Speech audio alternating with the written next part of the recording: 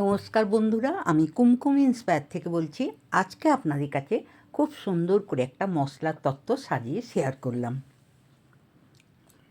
এই মশলার বাড়িটা আমি আমার ছেলের বিয়েতে গায়ে হলুদের তত্ত্বে সাজিয়ে দিয়েছিলাম সব রকম মশলা দিয়ে।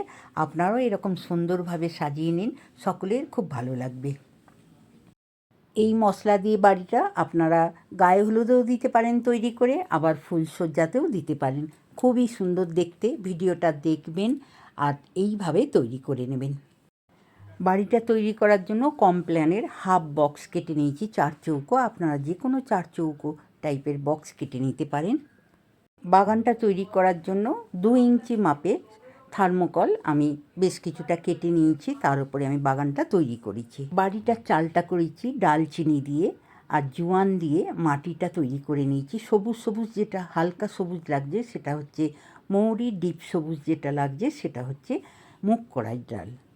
মৌরি আর মুগ কড়াই দিয়ে আমি ঘাসটা তৈরি করে নিয়েছি। আর বাড়ির দেয়ালটা করেছি 5 ফোড়ন আর মুসুর ডাল দিয়ে।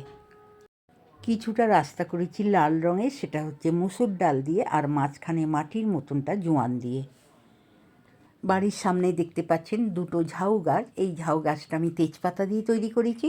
আর পুরো বাউন্ডারিটা দইয়ের চামচ পাওয়া যায়, সেই চামচ কেটে আমি বাউন্ডারিটা ঘিরে নিয়েছি। আর 2টো গোটা চামচ দিয়ে আমি গেটটা তৈরি করেছি।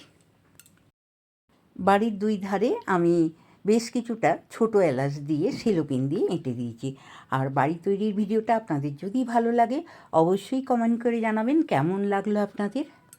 মশলার বাড়িটা আপনাদের ভালো লাগলে অবশ্যই একটা লাইক করতে ভুলবেন না, আর বন্ধুদের মধ্যে শেয়ার করবেন। আমার চ্যানেলে নতুন বন্ধু হলে চ্যানেলটি সাবস্ক্রাইব করে আমার পাশে থাকবেন। অবশ্যই একটা লাইক করতে ভুলবেন না।